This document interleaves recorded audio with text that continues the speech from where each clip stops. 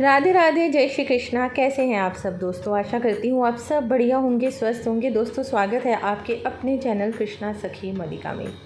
तो दोस्तों जो आज है एकादशी का व्रत है, जो कि देवशयनी एकादशी है, जब विष्णु जी 4 महीने निद्रा में चले जाते हैं। तो आप जानते हैं कि इस समय पृथ्वी का जो भार होता है वह कौन संभालता है।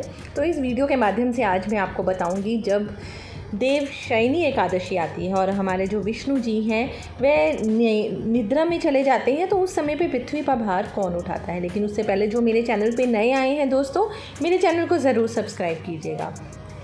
दोस्तों विष्णु जी, हमारे प्रिय विष्णु जी, हमारे कृष्ण जी, हमारे लल्ला जी, हमारे गोपाल जी, किसी भी रूप में आप इनको भज लीजिए, है ये एक ही। तो ये 4 महीने की योग निद्रा में चले जाते हैं। निद्रा में नहीं, योग निद्रा में। योग निद्रा का मतलब होता है दोस्तों जिसमें वह योग मतलब कि ध्यान की मुद्रा में निद्रा में चले जाते हैं। लेकिन इन 4 महीनों में क्या आप जानते हैं कि इस पृथ्वी पर जो भार होता है वह कौन संभालता है? तो आइए जानते हैं इस वीडियो के माध्यम में। दोस्तों 4 दिन बाद गुरु पूर्णिमा आती है, मतलब कि जब जैसे कि आज 17 तारीख है, तो आज देवशयनी एकादशी है, तो इसके पूरे 4 दिन बाद दोस्तों गुरु पूर्णिमा आती है, यानी कि 4 दिन गुरुदेव संभालते हैं। मतलब इसमें जैसे कि 4 महीने की जो ये योग निद्रा होती है, जब तक देव उठनी एकादशी नहीं आती तब तक सबको भगवान थोड़ा थोड़ा भार दे देते हैं पृथ्वी का संभालने के लिए। तो सबसे पहले 4 दिन गुरु पूर्णिमा आती है 4 दिन बाद, और वे 4 दिन गुरुदेव जो होते हैं हमारे सबके, हम सबके जो गुरुदेव होते हैं वह इस धरती का भार उठाते हैं। उसके अगले दिन श्रावण लग जाता है, मतलब कि श्रावण मास लग जाता है। तो 1 महीना हमारे जो प्रिय भोलेनाथ हैं, जो हमारे भोले बाबा हैं, जो हमारे महादेव हैं, वह इस धरती का भार उठाते हैं। और उसके बाद फिर 19 दिन भाद्रपद के श्री कृष्ण संभालते हैं।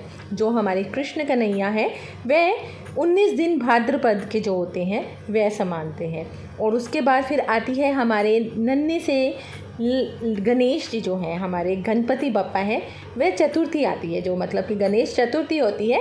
10 दिन तो गणपति बापा ने संभाल लेते हैं। तो ये 10 दिन देखिए कैसे बांट बांट के सब संभाल रहे हैं। उसके बाद दोस्तों 16 दिन पितृदेवों ने संभालना होता है, और बाकी के जो मतलब कि जो 16 दिन है वे पितृदेव संभालते हैं। फिर आती है हमारी नवरात्रि, अगले 10 दिन माता रानी ने संभालती हैं। तो कि नवरात्रि 9 दिन की होती है, इसलिए दशमी तक माता रानी इन 10 दिनों को संभालती हैं।